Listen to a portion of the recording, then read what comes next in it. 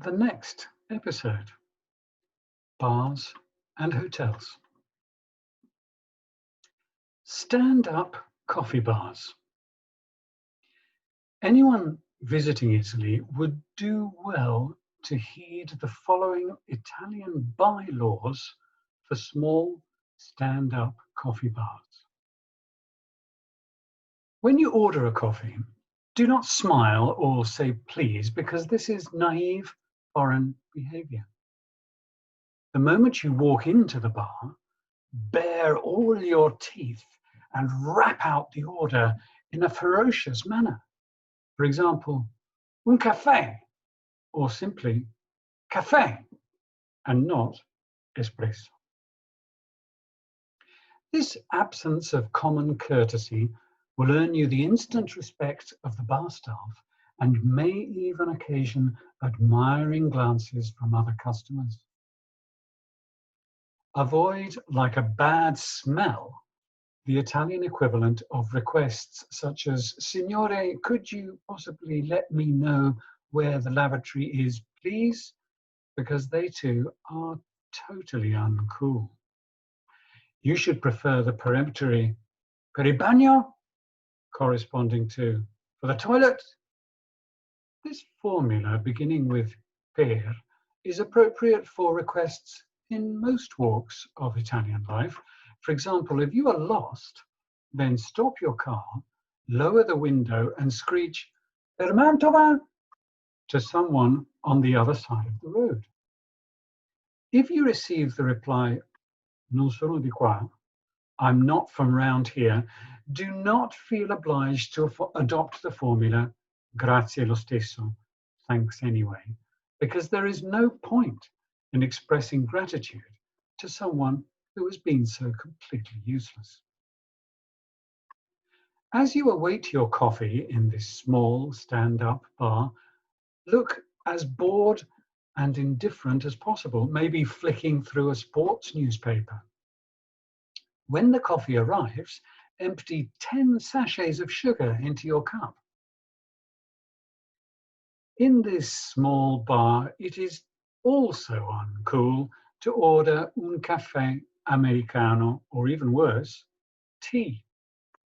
Italians, despite the often arid weather, have a deep-rooted fear of long drinks, privileging tiny cups of coffee, half a glass of wine, or the occasional sip of water.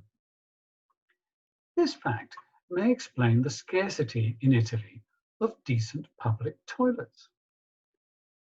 On the other hand, Northern Europeans, particularly the Irish and the British, belong to long drink nations, preferring mugs of coffee, buckets of tea, and pint upon pint of beer, with the result that they spend most of the day and night in the toilet. In any case, never order simply tea, un tè, without providing the bartender with an at least approximate description of your mental image of said tea. Otherwise, you could have a nasty surprise, such as tea with hot, frothy milk occupying half the cup, or iced tea in the middle of winter. If you order piping hot tea during a scorching Italian summer, the logic being, well, that's what the Indians do, then the bar staff will ask you to settle the bill immediately, afraid that you will perish from hyperventilation before you can pay the bill. Above all, do not ask for a latte. The puzzled bartender will inquire whether you prefer it hot or cold, and when you say the hot, the outcome will be a glass of boiling milk and no admiring glances. If you really want to impress the locals, then order un caffè ristretto, which is even more minuscule than an espresso. Your hotel. Some crucial recommendations for your stay in an Italian hotel.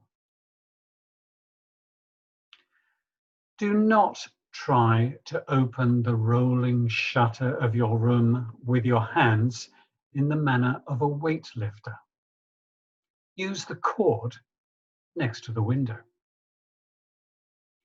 Do not make crass remarks to the management about bidets and foot hygiene. Do not pull the emergency cord in the bathroom. It is not a light, it is not a heater, and it is not a fan. If you do pull it, you risk an irate hotel owner, obliged to come and check that everything is all right, opening the door of your room as you step out of the shower in your birthday suit. At breakfast, do not request fish and do not request black pudding and do not exclaim, "You call this toast?" Until the next episode.